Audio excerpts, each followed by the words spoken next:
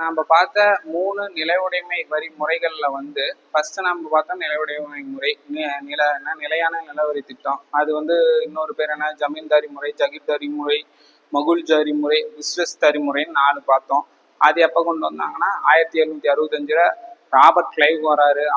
என்ன பண்றாரு, ஓராண்டு திட்டமா கொண்டு வராரு. அப்புறம் வாரணாசிங் வராரு, அதை 5ஆ மாத்துறாரு. அப்புறம் காரன் வாலிஸ் வராரு, அதை 1793 10 இயர்ஸா மாத்தி அதுதான் பிற்காலத்துல வந்து நிலையான நிலவரி திட்டமா மாறிடுது. ஓகேங்களா. அடுத்தது மகள்வாரி மாதம். ஹோல்ட் மெக்கன்சி சிந்தனையில் உதித்த ஜமீன்தாரி முறையின் மாறுபட்ட வடிவம் அப்படின்னு கேட்டா மகள்வாரி முறை. ஓகேங்களா. அது எப்ப கொண்டு வந்தாங்கன்னா 1822. அது எப்ப வந்து திருத்தம் ஏற்பட்டுறாங்கன்னா வில்லியம் பெண்டிங் வந்து 1833 திருத்தம் கொண்டு வராரு. அதோட வரி வருவாய் எவ்வளவு இருக்குன்னா 3ல் 2 பங்கா இருக்கு. அதை வில்லியம் பெண்டிங் அதிகமா இருக்குன்னு சொல்லிட்டு 50% குறைக்கிறாரு. இப்ப கடைசியா பார்த்தது அதே மாதிரி மகள்னா முக்கியமா ஞாபகம் வச்சுக்கோங்க. மகள்னா கிராமம், ரயத்துனா உழவர். ஓகேங்களா. இதுவும் ப்ரீவியஸ்ல கேட்டிருக்காங்க இதுக்கு முன்னாடியே. இப்ப மாத்தி கூட கொடுத்துருவாங்க, ரயத்துனா கிராமமும் மகள்னா உழவர்னு சொல்லிட்டு கொடுத்துருவாங்க. அதுல கொஞ்சம் கன்ஃபியூஸ் ஆகாம கரெக்டா போட்டுருங்க.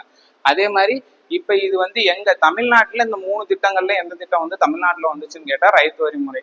ஏன்னா சென்னை மாகாண ஆளுநர் சர் தாமஸ் மன்றோ தான் இதை கொண்டு வந்துருக்காரு 1820. இந்த 3 திட்டங்களும் நல்லா கன்ஃபார்மா படிச்சுக்கோங்க. கண்டிப்பா ஒரு கேள்வி கட்டாயம் எதிர்பார்க்கலாம். எதுவும் இல்லை, இதுல முக்கியமா கேட்கறது அந்த திட்டத்தோட இயரு, இல்ல அந்த திட்டத்தை யாரு இம்ப்ளிமெண்ட் பண்ணா, இல்ல அந்த திட்டத்தை யாரோட சிந்தனையினால உதிச்சுது, இல்லைன்னா அந்த திட்டத்தோட வருவாய் யாரு, இல்லைன்னா அந்த திட்டத்தோட இடைத்தரகர் யாரு, அவ்வளவுதான் கேள்வி. இதுல இருந்து இவ்வளவுதான் வரும். மற்றபடி நீங்க ரொம்ப யோசிக்கிற அளவுக்கு இது வரைக்கும் நானும் பார்த்த வரைக்கும் எதுவும் வெளியே போகலை.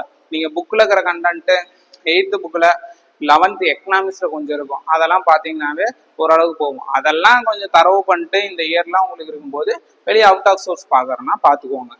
ஓகேங்களா.